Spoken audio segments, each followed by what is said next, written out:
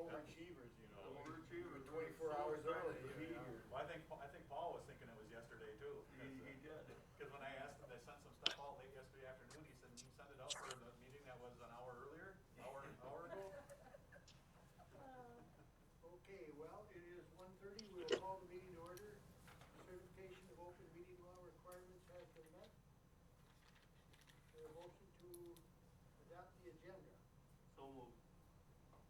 Second. Moved and seconded. Any discussion? Okay, guys, Yes. I'm taking notes for real today, so I'm gonna need you to say your names when you make a motion. Motion by, Randy Tollefson. seconded by Tim Zinglin. Okay, No Can't you other, read my lips, Sally? yes, I can, but all those in favor signify by saying aye. Aye. Opposed? Motion carried. Motion to adopt the minutes of the 12/15/20 meeting. Motion to adopt. Motion by Tollefson, seconded by Johnson. Any other discussion on the minutes? All those in favor signify by saying aye. Aye. Opposed, same sign. Minutes are approved. Public comment period. And I guess what is the number, 538-1770?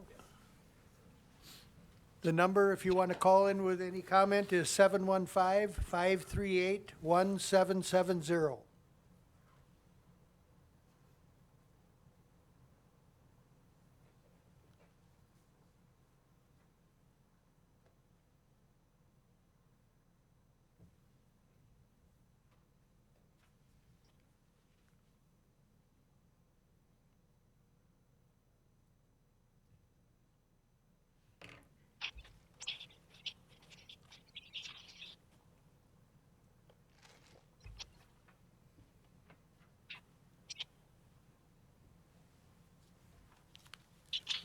Calling in again is 715-538-1770.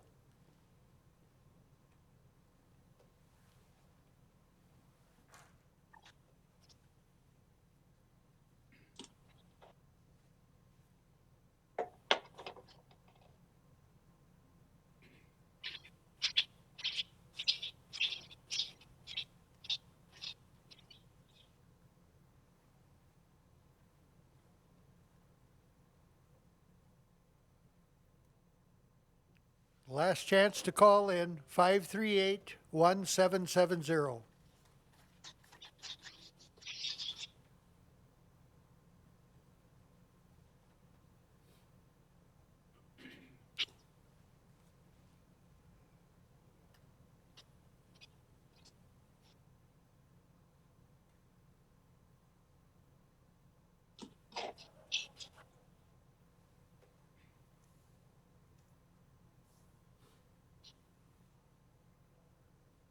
Okay, we will close the public comment period. Next on the agenda is Child Support Agency Resolution in support of increased county child support funding.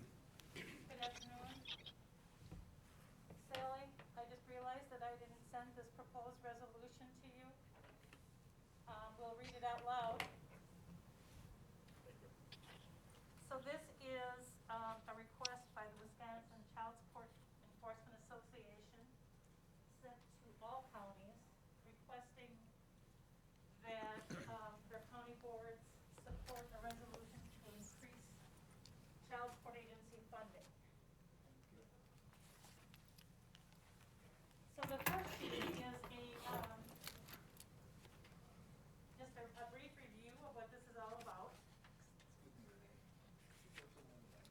Sure. Otherwise, Sally won't do it for you. Okay, I'll go here.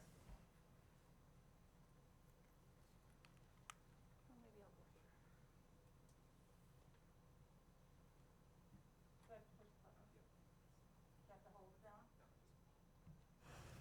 Okay, so just as a quick review, child support agencies are one of the most effective anti-poverty programs in the country. The child support payments account for 42% of income for custodial families living in poverty, according to Wisconsin legislative paper, January 2021. Child support agencies provide services for children through enforcement, collection of child support, including establishment of health insurance obligations, and we go further and help parents find employment so that they can make their child support payments. County child support agencies are funded by a combination of federal, state, and county dollars. The Wisconsin Child Support Program is one of the most successful and cost-effective programs in the nation. For every dollar spent on administration of the program, $6.20 is collected in child support payments to the families. So to explain funding, Wisconsin receives a federal match for state GPR investments in child support, as well as incentive payments based on how well we perform compared to other states. Unfortunately, Wisconsin has fallen in the national rankings in nearly every measure, subject to this performance-based funding. This is due to a rising of caseloads and insufficient funding. From 2019 to 2020, Wisconsin experienced a cut in federal performance-based funding totaling $70,000. Based on a reduction in performance statistics, Wisconsin receives a smaller share of the federal incentive payments. The state GPR funding for child support agencies is set at $9,010,000 per year. This amount was set after an increase of $765,000 provided in the 2019-2021 state budget.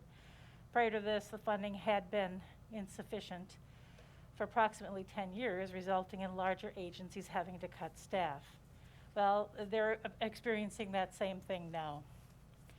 Further, the Office of Child Support Enforcement issued guidance in June of 2019 stating that a revenue source that agencies previously received in matching funds from the feds toward basically this was based on 15% of collections of birth cost expenses, that was no longer being counted as match funding. In other words, when we collect repayment of birth costs and paternity actions, the county receives 15% of those collections as a revenue.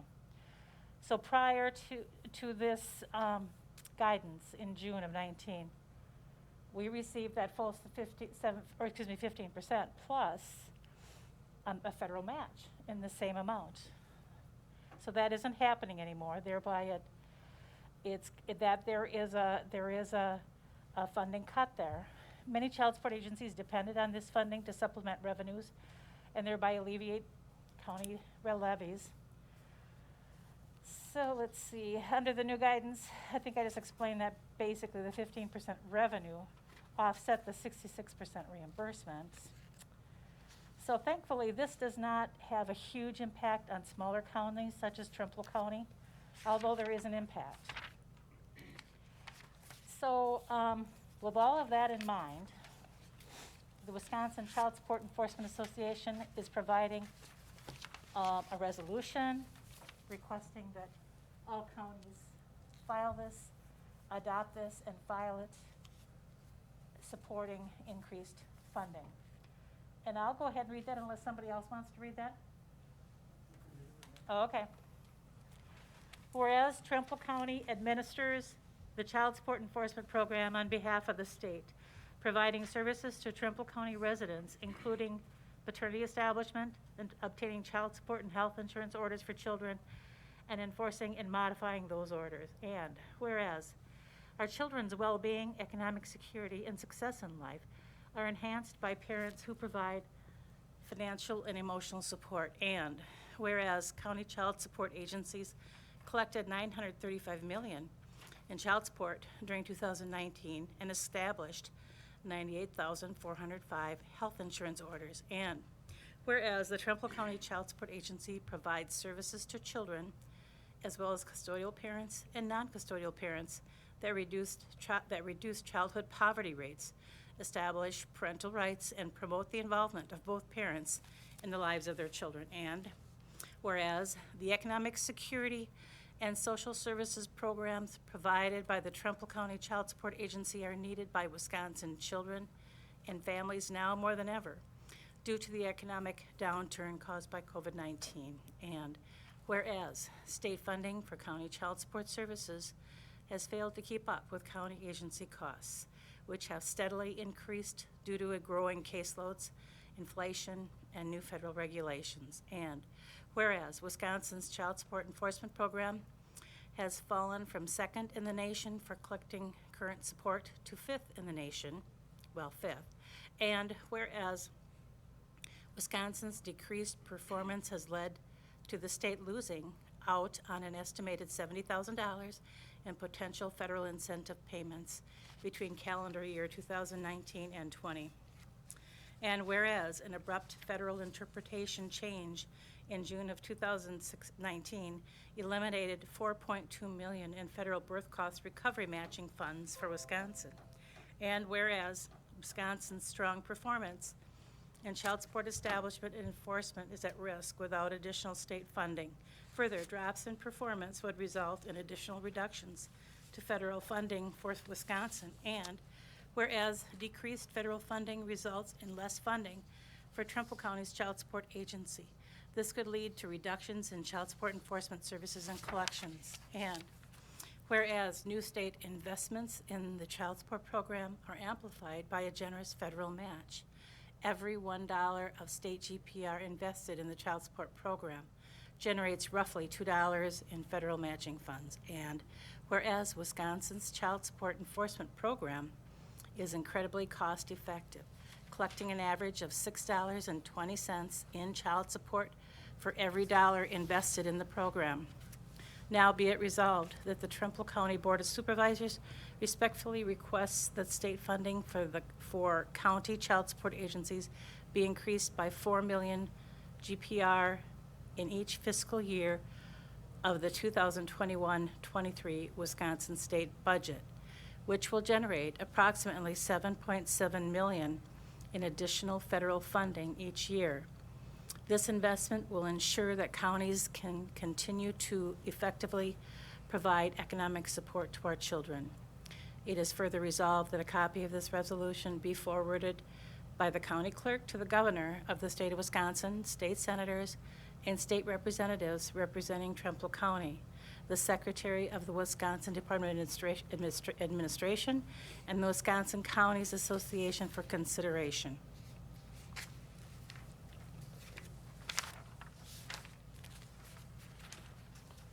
a lot of reading. Yes, it is. It is. I'll be happy to answer any questions. Well, you're not asking us for any money, No, so no, it I'm makes not. it a lot easier to go along. And this is the second time this has been done. That we did this 2 years ago as well. I'll make a motion to approve the resolution. Okay, motion by Tim Bigland to approve. Is there a second? I'll second that. Seconded by Randy Tellefson. Any other questions?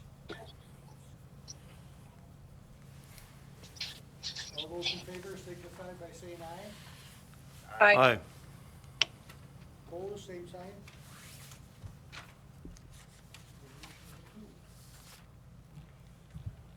Thank you. So I'll send around this resolution for everybody to sign, but I don't know who you are. I apologize. Brad Hoover. Brad Hoover, are you from District 14? I don't think so. He is, he's state jail inspector. He's here. Oh, well, that's why I saw you at the space Yeah. meetings, and I thought, oh, is he the new county board member that was there? So, never mind. But he looks so intelligent, he could be a council. Okay, so I'll just leave this as it is, and if everybody can sign this, and I'll pass it on to Paul, who I'm assuming will schedule it for the full board.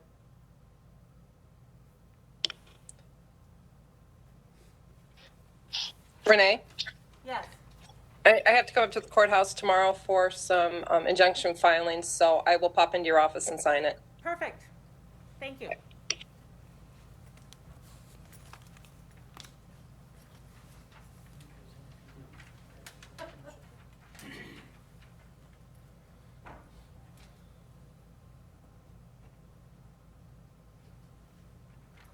if nobody else has questions, I think I'm probably done with my section.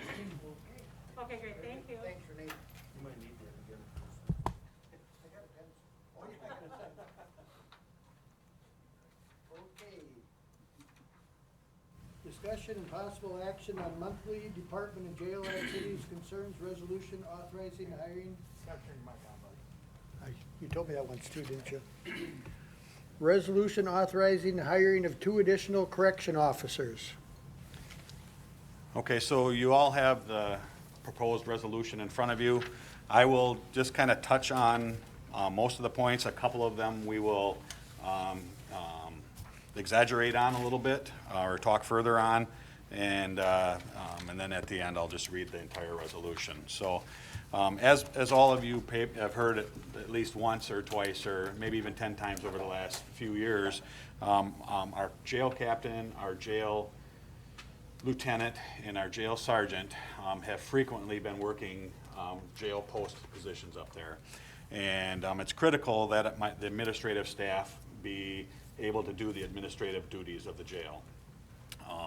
And there are numerous duties that they are not being able to do because of having to fill shifts. So right now, minimum staffing in the jail is 4 people on per shift. And if one person happens to take off on the day shift, that's when the supervisors are filling in. We don't, there's no relief factor built in there. So so if you look at number 3, that in order to maintain a minimum of 3 employees on staff at all time that do not include our administrative staff, the actual number of employees needed per shift would be 4. So if a person would take off, then that jail supervisor would not have to fill a jail position.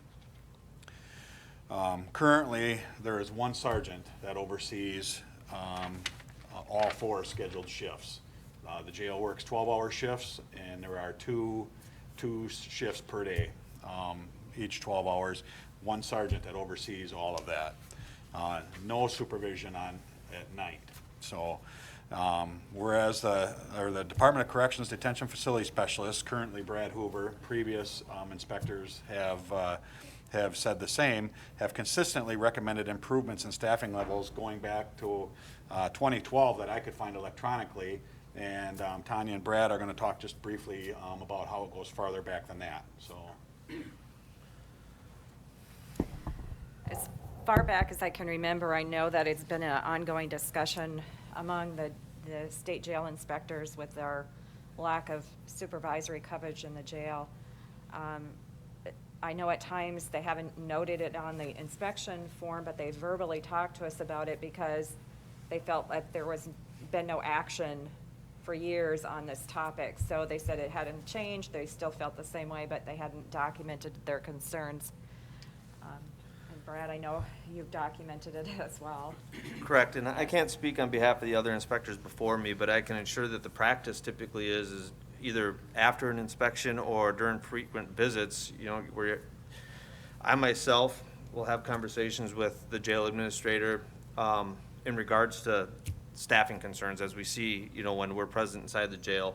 So just because that, you know, I feel comfortable saying that just because that there's no documentation, at least the sheriff could find previous to 2012, I'm confident that, you know, those comments at least are what brought to the attention of the jail administrator and the staff that there's a definite need there. So, and for anybody listening in, that is the State Department of Corrections Detention Facility Specialist, Brad Hoover. I've asked him to sit here and to discuss this as well. So, and then the next line, it talks about overtime in our jail, and Supervisor Nimitz touched on this here a couple of months ago when I brought up the amount of overtime. In 2020, and there is a caveat of 2020 because of COVID. Some of this is because of COVID. But we were over budget by $112,000 in overtime. In 2019, which I would consider a normal year, we were over budget by 88,597. That's over and above what our overtime budget was. And then 2018, 38,211, and 2017, 24,000. So consistently over budget, and that is because of having to pay overtime to fill shifts that employees are using for sick, holiday, or vacation. So some may say that, well, why don't we just offer more overtime to the staff and keep the supervisors out of there? Our current staff are taxed. They are, I think they would all come down here and testify that they are to their limit on how much overtime they're gonna work. They're not getting any time off. Certain staff will not work any overtime. Others, in recent pay periods, have worked as many as 60 hours overtime in a pay period. And burnout is not possible, it's probable, it's gonna happen. So we're gonna have shifts that we will not be able to fill with overtime. Part-time is an option, part-time help, but we currently have 2 part-time jail staff. They are both full-time somewhere else in a different jail in Wisconsin. And for anybody to become a part-time jailer, within 1 year, they have to attend a 200-hour certification course. And if I understand that right, that's going to be increasing. And most people with part-time jobs that are going to work in a jail have full-time jobs elsewhere, and they can't take the time off of work to do this 200-hour certification, which is a number of days in a row. It's not just a few hours a night until you get it. It's a full-time job for the time it takes to attain the 200 hours. So it's at 5 weeks. So Yes, and that's not besides the in-house training that we do, that is usually a few months long as well. right, and they just don't. It's not practical for a person to be a part-time jailer. And I think what Brad alluded to earlier, prior to today, is that other jail staff are not using part-timers for that, and reasons of having to retrain them. They come here, they get trained in jail, and then they go work full-time somewhere else. So we're constantly trying to find and train part-time staff. It's just not a feasible way of filling our shifts in a jail. Sure. So yes. Just another point on the part-time staff, and I know this is just related to 2020 in general because of COVID, but our part-time staff were limited on being allowed to work in our facility. The other facilities jails that they worked for would not let them work in our facility and things like that. So there was a little bit of issues there about just trying to fill shifts with part-time people this last year. So that was, I don't know if you could tell, that was Harlan, Sally. So Harlan Reinders is sitting in on it with us, so Chief Deputy. So our current staffing levels are this. We have 1 captain, 1 lieutenant, 1 sergeant, and 15 corrections officers for a total of 18. We, last fall, we did a staffing analysis for our current jail, and I talked about this at a county board meeting sometime after that. And the staffing analysis done for our current jail recommended 25, which is a total of 7 more than we have now. Now, I'm a realist. I know that that's probably not attainable anytime soon, but in any event, that's what a National Institute of Corrections staffing analysis told us that our jail should be staffed at. And that would be the 4 sergeants not working shifts, actually doing supervision and not ever working jail shifts. So the next line talks about programming, and I'm just going to let Brad and Tanya talk a little bit about the importance of programming and all the different types of programming that are out there. You want to go first? Or you want me to? Okay. This is Brad Hoover with the Department of Corrections. So I'm not going to bore you with every program that the county provides here. A snapshot that we have listed here on the form, for inmate program to include support programs such as Alcoholics Anonymous and Recovery Court, GED for educational attainment, driver's licensing, parenting courses, and et cetera. Some other stuff that are pretty prevalent in not only the county jail here, but other counties are going to be various religious programming,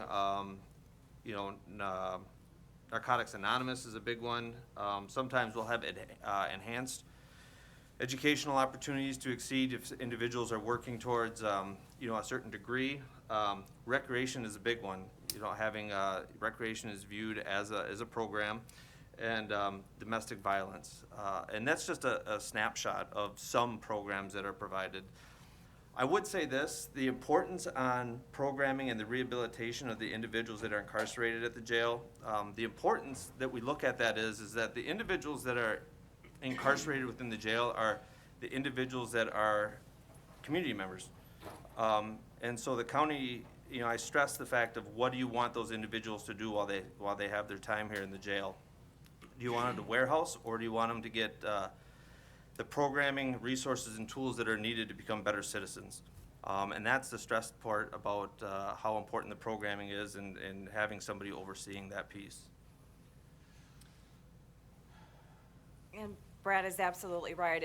It's not only, the intent for programming is not only to help better the person when they re-enter the community, but potentially help with recidivism, which does reduce the cost to the county with a person coming over, getting incarcerated over and over again.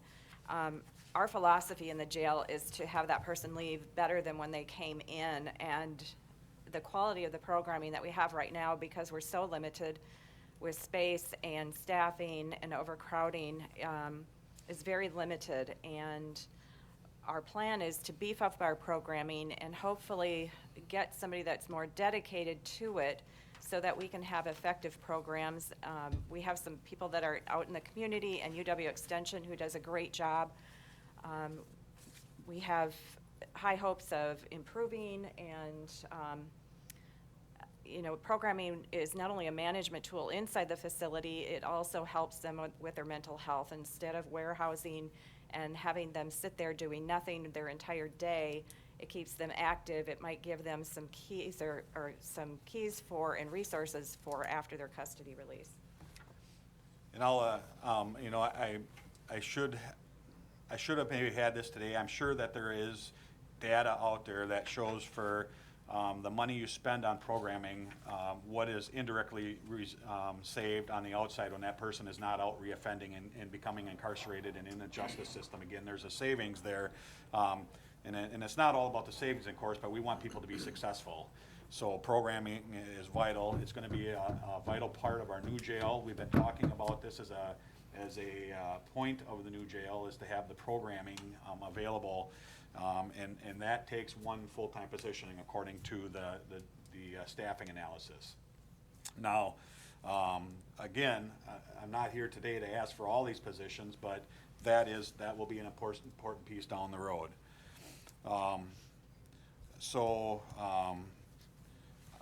The next point just talks about how to be at our recommended staffing levels for our current jail is important when we move into the new facility.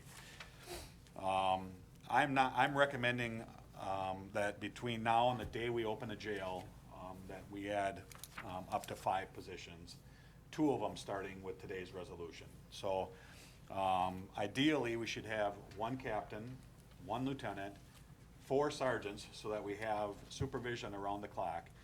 Again, right now, we have 3 of the 4 shifts uncovered, and you know, we have a lot of new employees. Tanya and Joan and Tom, they get weekends off too, and they're constantly fielding phone calls on weekends. They're being interrupted. She could quantify it more than I can, but it sounds like it's very, very common throughout the day that they're getting calls from staff because they don't have on-site supervision. So I would recommend that we have the 4 sergeants. I'm not recommending 4 standalone sergeants. I would incorporate that some of their duties would perhaps be working some shifts, but not near as much as what it is now. 16 corrections officers, which is basically what we have right now. We have 15, but it would be 16 to cover those 4 shifts. And eventually the 1 program officer for a total of 23, which is an addition of 5 from where we're at right now. The biggest reason I'm standing here today or asking for the resolution today is because when we start construction of our new facility, there will be, 2 members of our team will be dedicated to what's called a transition team. And they will be working hand in hand with the construction as the walls go up, constantly reviewing, the process, but more importantly, developing procedures and modifying policies and procedures. It's probably a 1,000-page document, a policy procedure manual, and they will be, from what I understand, they actually sit right in the trailer a lot of the time over on the construction site and develop this as it goes on. And that would start likely in August, or very soon after construction starts. Right now, we don't have 2 employees that we could take out there and dedicate to that. So if we were to start the hiring process and have 2 people on board ready to go in the first part of April, they would go through their FTO program, hopefully get into a certification course, the jail certification course, and be ready to go as a jailer on the day that we move our transition team into the trailer. That's going to be very critical. They are very important to our staffing needs up there, but it's very critical that we have this in place so that we can start doing the transition. So the cost impact is there for this year. The start date would be April 5th, and the impact to the budget or the general fund this year would be $114,227.94, and that includes wages and benefits and uniform. This project has the potential to bring more than $350,000 off my budget when the door opens. In each of the last 3 years, our out-of-county budget has been $230,000. This year, we're starting out at $150,000, and part of the budgeting this year was that I come back to the county board at a later time when I need that additional $80,000. Overtime has consistently been nearly $100,000 over budget in each of the last 3 years. And additional compensation, which is our part-time budget, has been well under what's budgeting, so that money could come off the budget as well. So, and then you start thinking of potential transport costs, fuel and labor for us doing the transporting of these inmates to other counties. I think that it's conceivable that this could be a savings of $350,000 or more coming off my budget the day the jail opens. So I think we're gonna, when that happens, the funds will be there to pay for these positions of the 5. I know I'm optimistic. We have annual wage increases. We have uncontrollable expenses that go up every year. Some contracting, such as meals, may increase, but certainly there's going to be some cost savings that will offset some of these positions. So if you want me to read the resolution and then go for questions, or do you want to open it up to questions now, or? I have a couple questions, but, what do you want to do, John? Yeah, you can ask the questions now, Tim. Just clarifying, Sheriff, so your total ask for this year is $114,227? Correct. And all those other numbers in the resolution are a breakdown of how you Correct. added them up to 114? Yes. What is in the parentheses there is one position, and then the wages and benefits of one position, and then the total number is just multiplied by 2. Those numbers in the parentheses multiplied by 2, because it's 2 positions. Yeah, I don't have a calculator, so, but Yeah. the total ask for this resolution is $114,000? Correct. Okay. Yeah. Just another, that's really the major question. The second question, Mr. Hoover mentioned some of the support programs in the jail. Is Adam Trunzo still working? Is he still doing something? Is he included in your budget, or is he? No, that's part of his job. What is his title? What is he? So he does inmate programming as well in the facility. Most of his programming is grant funded. Okay. So he does inmate proven project, reentry, and now he's started a fatherhood program in the jail. So he's very instrumental, and we'd like to retain him as long as the grant money is available. You know that he's an employee of the UW Extension, right. Yeah. What I'm wondering is who's paying, are we getting a benefit that UW Extension is paying for, or are we paying, is that coming out of the No, sheriff's we're department? getting a benefit that they are paying for. Yeah. Okay. in the last is just a little bit of a tongue-in-cheek. Are you making a leap of faith by assuming that you're gonna be moving into the new building in 2021? I mean, you're. No, so the transition team works during the construction phase, the whole time of the construction phase. So, which they're anticipating to be up to 24 months. So, but the construction is anticipated to start in August. So that's. But the resolution is the bonding resolution is not yet gone before the board. Correct, yes. That's what I mean. Yep, yep. And it's because of timing, because of the length of time it takes to hire and train and certify employees. If we started any later, they would not be ready for the transition team to start this fall. So. Okay, that's all I have, Ron. Okay. You want to read the resolution? I sure can. Okay. Want me to? So this is for additional corrections officers, positions within the sheriff's office. Whereas the Trempealeau County Jail administrative staff is responsible for safety and security of the jail for both inmates and employees. And whereas in order to accomplish this, the jail is required to have a minimum of 3 employees on staff at all times, in addition to the administrative staff. And whereas in order to maintain a minimum of 3 employees on staff at all times, to not include administrative staff, the actual number of employees needed per shift is 4 to account for relief factor. And whereas there is currently 1 sergeant to oversee the 4 scheduled shifts, and whereas the State Department of Corrections detention facility specialists have consistently recommended improvements in staffing levels dating back to at least 2012, and whereas overtime expenditures exceeded budgeted amounts in 2020 by $112,185, in 2019 by $88,597.29, in 2018 by $38,211.67, and in 2017 by $24,204.81. And whereas there are select few current employees wanting to work overtime, and the few that do have worked as many as 60 hours in one pay period, causing burnout and possibly less willingness to work future overtime shifts. And whereas hiring part-time corrections officers is very challenging due to state certification requirements, and the 2 part-time officers we currently have are full-time officers in other counties. No audio. And whereas our county staffing levels are Captain 1, Lieutenant 1, Sergeant 1, Corrections Officers 15, for a total of 18, and a 2020 staffing analysis completed with the assistance of the Department of Corrections Detention Facility Specialist, Brad Hoover. I can't hear anybody, which means if you guys are making motions and such, I cannot hear it. We are not, Sally. Sheriff is reading the resolution. Can you hear me? Apparently not. I think it's outside of the microphones here. She might have to log off and log in again. Yeah. Yeah. You know.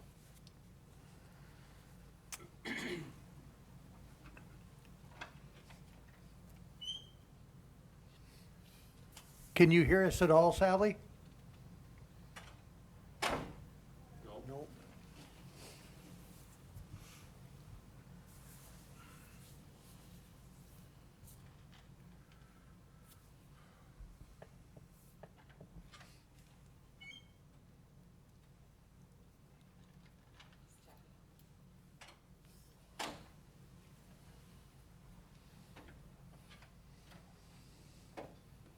We're on a quick break here. You want to break it now? Well, we've got a microphone issue, so. Oh, you got 5 minutes? Yeah.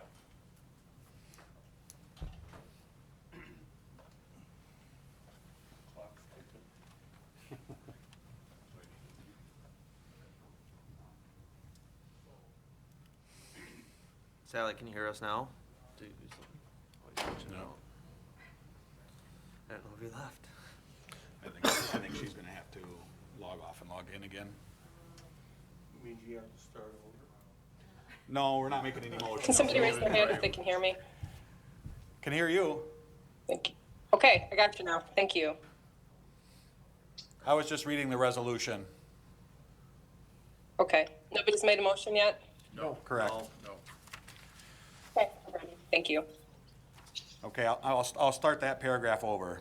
Whereas our current staffing levels are Captain 1, Lieutenant 1, Sergeant 1, corrections officers 15 for a total of 18, and a 2020 staffing analysis completed with the assistance of Department of Corrections Detention Facilities Specialist Brad Hoover is recommending Captain 1.24, Lieutenant 1.24, Sergeant 5.39, Corrections Officers 15.45, Programming Officer 1.24, for a total of 25.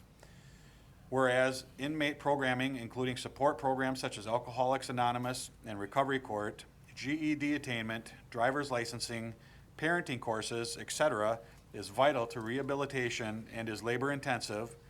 And whereas current recommended staffing levels will be necessary when we move into the new Justice Center. And whereas Sheriff Brett Semmingson is recommending the following staffing levels: Captain 1, Lieutenant 1, Sergeant 4, which includes possibly working sergeants, Corrections Officer 16, and Program Officer 1, for a total of 23 jail staff, an increase in 5 from current levels. Whereas beginning in the late summer 2021, 2 of our correction staff members will likely be assigned to transitioning into the new jail, which will require full-time dedication until the opening of the new facility. And whereas while the need to get to recommended staffing levels is immediate, Sheriff Semmingson is requesting the addition of 2 corrections officers with start dates of April 5th, 2021, so that they are trained and ready when the transition team is assigned. And now be it resolved that the Trempealeau County Board of Supervisors hereby approves 2 additional corrections officers positions for the Sheriff's Office effective April 5th, 2021. And now be it further resolved that the annual salary, including benefits for these positions, will be transferred from the general fund and to the Sheriff's Office budget as follows. Total $114,227.94.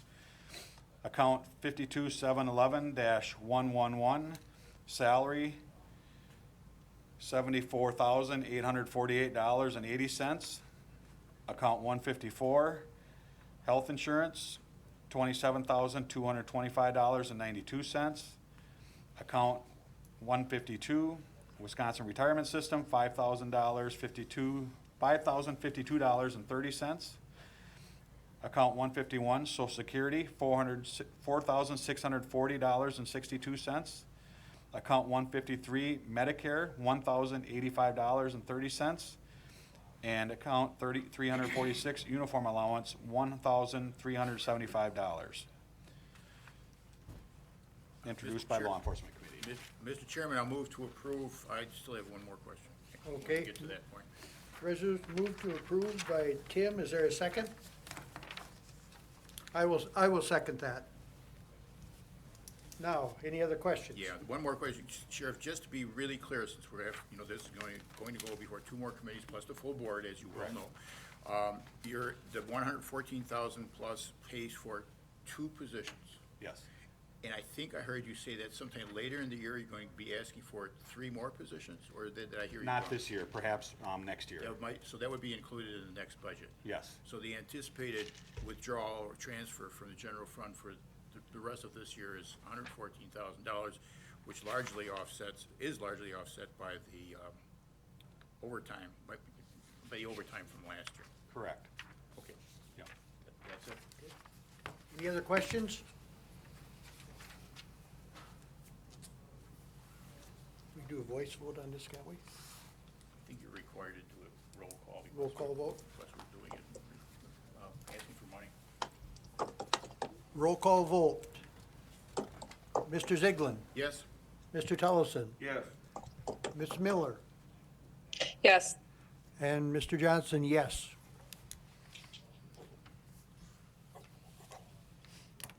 Resolution is passed.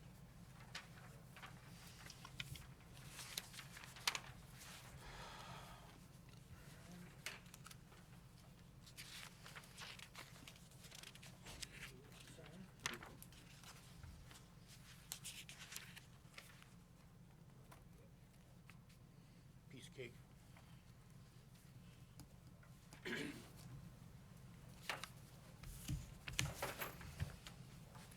Pass that around so we get that signed. Sure. Yep. Yep. Sally, I'll leave the resolution with Carol. If you're here tomorrow, you can just swing by. I will do that.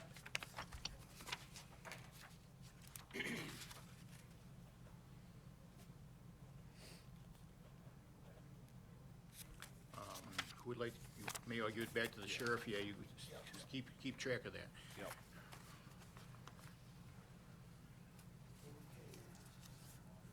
Questions regarding monthly vouchers?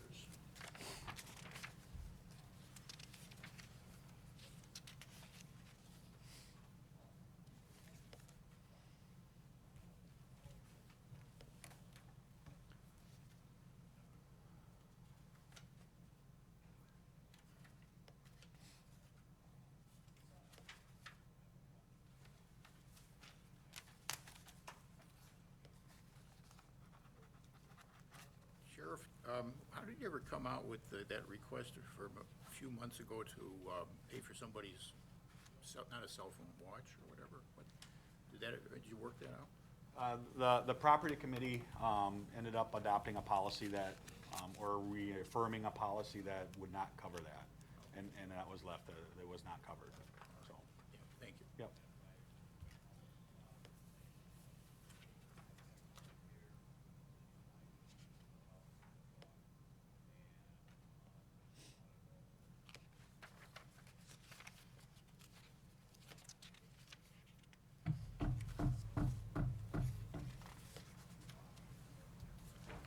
New squad came in from us, Ford? Yes. Okay. Yep. And then the reason that one is so high is because I am selling the one that's being replaced. I'm selling it on the Wisconsin surplus auction site. Normally, you'd see a much lower number there because it would consider a trade-in value, or a trade-in factor.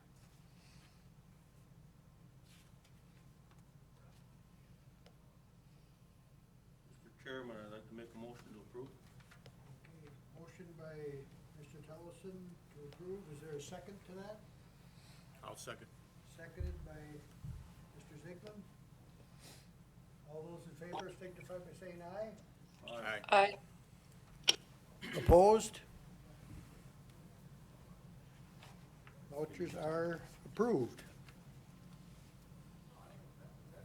Discussion of general operations. So Tanya will have to leave here. We'll probably be done by then anyway, but she's got to leave for sure by 3. So is there anything you wanted to discuss about the jail, Tanya? Just quickly, you mentioned Adam Trunzo, and I just wanted to make everyone aware here. He's done a really great job providing inmate programming. He's very passionate about Tanya, what he does. turn your mic on. Oh, You sorry. pull your mask down too, please? Sorry. Do them all. Sorry. So it was mentioned about Adam Trunzo with the UW Extension providing inmate programming in the jail, and he's done a wonderful job. He's very passionate, he's very connected in the community, has been a really good asset to us, and he is going to start up a new program in the jail for reentry of inmates back into the community called Pathway for Parents. And what it is it's a way to support the fathers and their families after they get released. So we have a jailer that kind of coordinates with him, lets him know who's getting released and if they're interested in the program. So the goal is to help improve parent-child connections and increase parent and child well-being and to reduce recidivism. So they have a 9-week virtual program. They do surveys and interview. They participate from home. They have parenting class, peer support, and family activities. They also offer things to the children like books and supplies and some compensation, which is through a grant process for the family. So we're pretty excited about the program, and there's a lot of interest right now from some of the parents that are incarcerated, or the fathers that are incarcerated with children. While she's here, I'll mention they have been dealing with 2 or 3 very high needs inmates up there the last few weeks. When I say high needs, the needs are staff intensive. They are violent inmates. They can't live with others. We had one that actually caused physical damage in our jail. We've had to use a restraint chair a number of times, and it's been, not only is working a lot of overtime hard on staff up there, but the conditions up there. So I want to publicly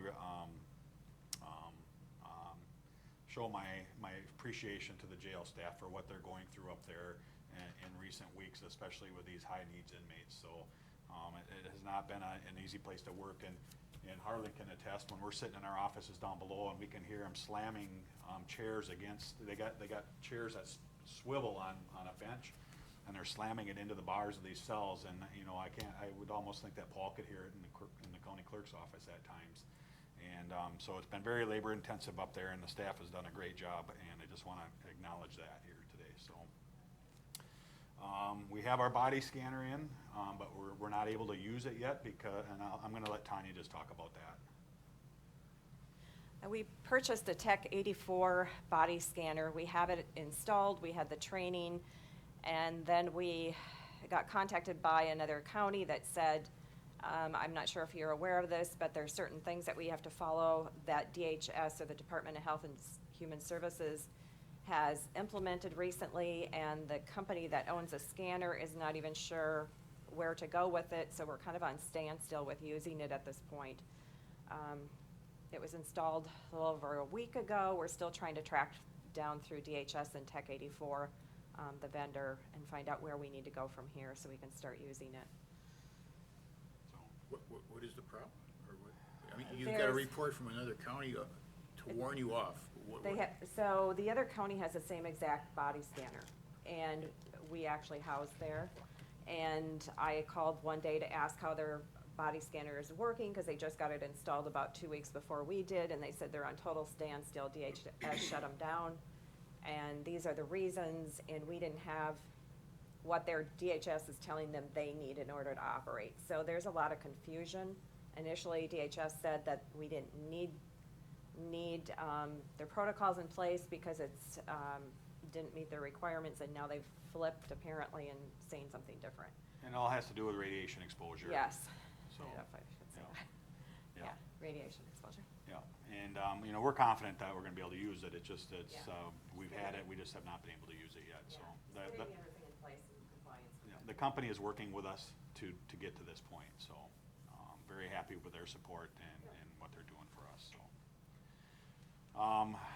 So and when COVID started last year, back in early spring, the Department of Corrections, the prison system, quit accepting inmates, and we were housing inmates that were sentenced to prison, but the prison wasn't taking them. So they were reimbursing us for that. They were paying for that, and I think it starts after 10 days. They sit here for 10 days. Anything over 10 days, they reimburse us. Well, then they started taking inmates back in late fall last year, but now they have stopped taking inmates again, and they are also telling us that they are no longer going to reimburse us for housing their inmates. So the Sheriff's Association, the Wisconsin Sheriff's and Deputy Sheriff's Association, we are working with Secretary Carr of the DOC, and they're telling us that we're probably going to have to go as far as our representatives to get more money into their accounts so that they can pay us. We've recently had one awaiting the acceptance into the prison.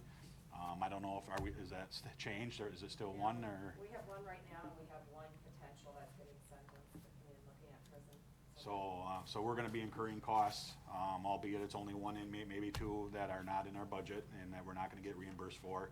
Other counties are looking at 30 to 50 inmates. So, I mean, we're peanuts compared to other counties, but that's what's going on at the state level. The Sheriff's Association did a virtual call with Secretary Carr with the DOC the other day, and there was nothing about that meeting that enlightened us that anything's going to change it without legislative action, basically, to get more money. So just something that's on the horizon. So anything else in the jail, Tanya, Brad, that should be mentioned here tonight? I think we've covered the big things going on there. Your UV light is working though, right? The new one Yes. is purchased? Yep. Yes, we actually have the large one, and then we also use the smaller one, because you can't have it in a room that, of course, doesn't fit, but where the UV light exposes inmates or staff to, so we are using both at the same time in different areas. So it's working out well.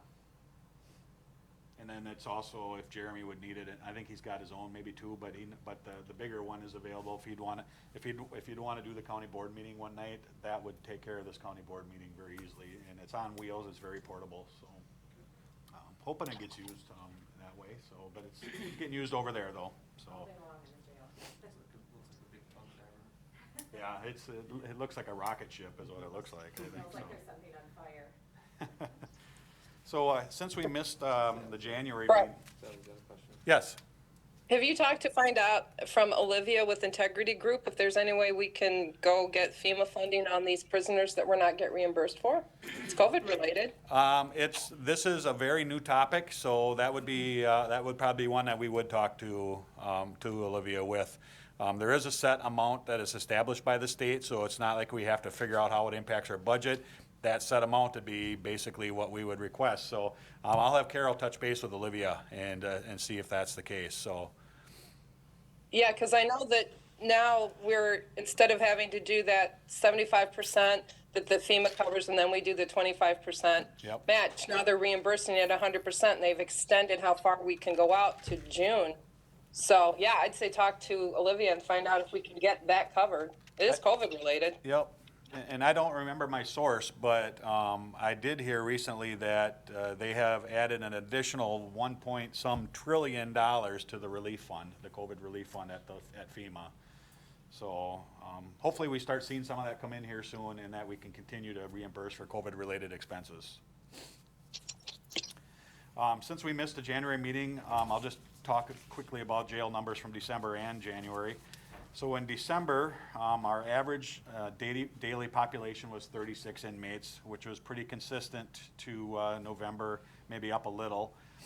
We had 16 in our county on average and 14 in Clark County through the months of December, and then 5 out on electronic monitoring. There was 1 in non-contracted housing. They were in another jail for some other reason, but they're considered sitting our sentence. It didn't cost us any money. So our average daily population in December was 36. In January, our average daily population overall was 34, so we're down just a little bit. We have 18 in county and 12 in Clark County, which is still a significant amount out of county. A couple of the major incidents that go on in our jail, if you see towards the bottom of the report, we have suicide watch, suicide attempt, mental health watch. Well, we had 2 mental health watches, which is 15-minute checks on individuals. That gets to be staff intensive. We had 2 that were COVID symptomatic, but 39 throughout the month that we have to put in COVID isolation, which is a pretty consistent number. Basically, anybody that is booked into our jail goes into isolation for 14 days, correct? Yes. We had 4 experienced drug withdrawals, 3 experienced alcohol withdrawals, 6 with serious medical issues, 5 with serious mental health issues, 4 experiencing disorderly or threatening behavior, and that was December. Those numbers in January were 8 on suicide watch. January was a very tough month, and much of that are those 2 or 3 high needs inmates that I was talking about a little while ago. 5 were on medical watch throughout the month. 1 COVID symptomatic. Again, 35 were in isolation for COVID. We did have 1 report of sexual assault in our jail. We had 2 jailers that were assaulted in some way, and that can be an assault can be a non-physical assault or physical assault. I don't know what the 2 were. They were throwing urine at the staff and feces. Okay. So we had 10 drug withdrawals in January, 2 alcohol, 6 serious medical issues, and again, this next one goes hand in hand with high needs inmates, 13 serious mental health issues in our jail, and 18 disorderly or threatening behaviors. Those were 2 or 3 inmates, so you can see the high needs and the impact it has on our jail staff. So, any question on jail numbers? Those high needs problems, are you still experiencing overcrowding because of the COVID situation? Are you maybe finding some way to separate these people? Or? No, they're isolating together. Yeah, we are having a lot of issues That with. sounds like that is such a contradiction. Doesn't it though? Okay. Yeah. We are having trouble isolating and segregating because these individuals are on maximum classification. and we don't have enough cell space to separate people, so they're locked down a majority of the time, and they let out individually based on their behavior. We can't house them with anybody else because they're too volatile. And with other jails not taking individuals, it's been very tough with overcrowding. We're constantly reintroducing new inmates into the cell block, so then their medical isolation starts over again with a full 14 days, so nobody's moving. And they're doing this, they're fighting. And they're getting in altercations, and they're creating problems for staff. It's been very challenging.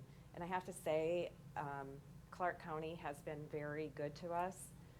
They did shut down their jail like a lot of other facilities where they're not taking arrests in, except for serious felonies. And they did the same, but I basically had to plead our case and say, this is what we have. We have nobody that's off of medical isolation. We have these high needs individual that are very volatile. I have nobody I can send. Will you please help us out? And they were kind enough to do. Yes, they're very selective, and they did take a few, but it did really help us. So I'm very thankful of it to Clark. Yeah, throughout the summer, they quit taking them last year, Yes. so Yes. we'd be in a tough spot right now if they Oh, weren't taking them. yeah. So. Yeah. And then you can imagine, because of our limitations up there, inmates are spending a number of hours each day in a cell by themselves, in this little 8x10 cell or whatever it is. That just exaggerates the mental health issues. So it's a snowballing effect, and Right. And then to try and catch up with reports where you don't have supervisors there has been really difficult and time consuming because we're not there and nobody's overseeing the reports. So we're 50 reports behind, and we have to refer these to the DA along with video. And so it just has created a snowball effect of and again, management. At the risk of sounding like I'm complaining, I'm not, I understand, but our health contract comes through the healthcare center, and the nurse just hasn't been coming here hardly at all. So they're doing all of the medication review and the setup of the medications and the reporting that has to be done. They contact the health professionals by email. That goes back and forth, but on-site is so important, and it's, Yes. so they don't have time to do that as well. I mean, it's just, you see where we're going with this. It's just a bad situation up there right now. Yeah, it's been wearing on everybody. Brett, do we know why the nurse is not coming from the healthcare center? Well, we suspect it's because of cross-contamination, introducing the COVID into the healthcare center. And that's what it was to start with. And then she started coming here a few more hours every week. It was not according to contract, but getting a little bit closer to satisfactory in November, December, maybe October, November. But in January, February, it's been probably worse than it has been all year. So, or all last year. So. Do we pay them a flat rate or per visit? Flat rate. Yep. It's up to 32 hours a week of nursing care that we're paying for. Well, if you look in the bills, for the month of January, we paid one bill of $7,674, and that might have been it. That might have been the monthly bill, $7,600. So, That was for the month of January? for the month of January, it might have been January, paid in January for December, I guess I'm not exactly sure, but it's 1 month of bills, $7,674.65.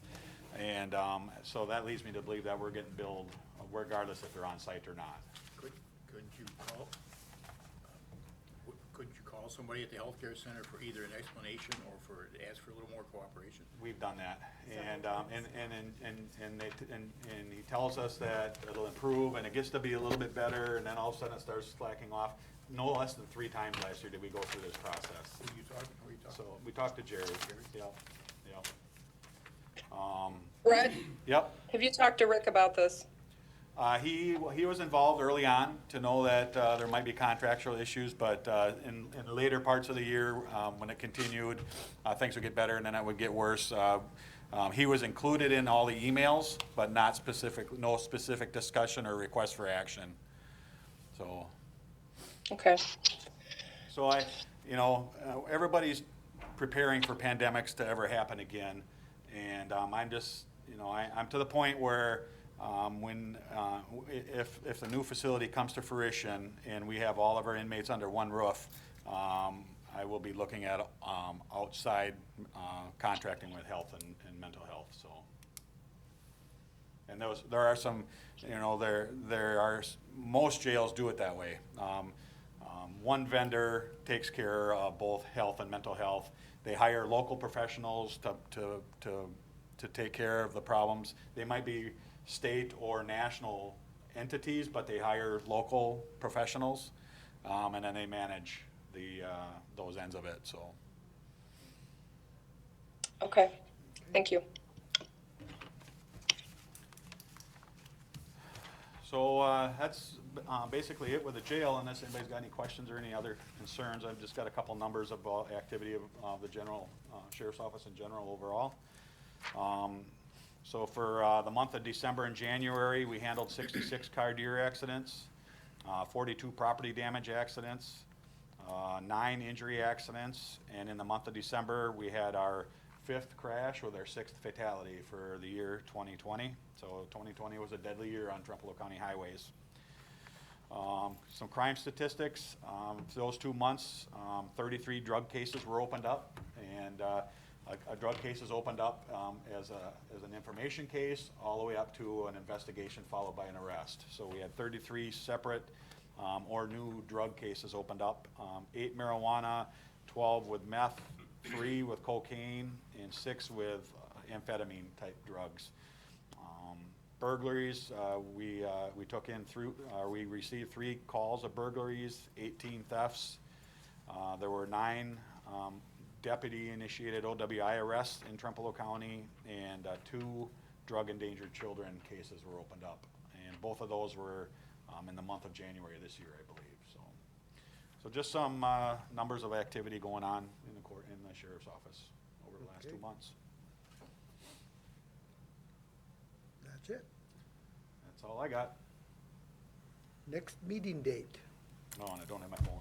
3rd Tuesday, I would imagine. Well, that's my question. Is it, I have a vaccine scheduled for that day at 4 o'clock, so if we have it, if it would be one that would be done in time for me to get back. We could do a morning meeting. It's flexible either way. Yeah. Or 1:30, we should be done by 3:30. You'd have to be back in Osseo by 3:30? Yeah. No, I have to be back there at 4. So, yeah, I wouldn't foresee, I guess, if something comes up on the agenda, we can, ahead of time, we can. Other than that, unless we do it on a Wednesday next month too. You're gonna be sick after that second shot. No. Ron, you can appear remotely. You Yeah, have you a lovely can. tablet, right? Not without help, I can't. So it doesn't matter to me either way. So, and really it doesn't, so that'll be, do you have a calendar, Harlan? 16th would be the Tuesday. That is March 16th. Yep. I don't think I've got anything going on, or the 17th. I have nothing on your calendar. Okay, so, do you wanna do the day after? You feel better doing it the day after, or? Yeah, why don't we do the 17th Okay. at 1:30? And we're, today now, was That's it when I today, go was out there? drinking. What's that? That's private. That's when I go out drinking, March 17th. No, I'm kidding. I actually never go out drinking. We weren't competing with another committee, yesterday, were we? No, we were there. Yeah. Randy and I were here. No, I don't, yeah, wait a minute, there was. Oh, I had just a wondered meeting why we with- had to switch it to Wednesday. I have no idea, and it Why happened. did we switch to Wednesday this week? Yeah. You called me to Was it- switch to Wednesday. Yeah, but do you remember why though? I thought you said you weren't gonna be here. Yesterday? You really It would've fooled been- us, I'll tell you that. It You would've been fooled- yesterday. We were both here, Sheriff. Huh? We didn't quite have 4. Oh, yeah, I had another meeting yesterday. Yeah. That's what it was, yeah. I just wanna make sure we weren't, that another committee wasn't meeting this 3rd Tuesday and that we'd run It into worked good for me because I had a vaccine at 1 o'clock yesterday, so I would've had a hard time making it Oh, by yeah. Yep. So, no, we'll do Wednesday at 1:30 next month. And then Wednesday the 17th at 1:30. Okay, nothing else. Meeting adjourned at 2:40. thank you. Brett? any Thank you. talk?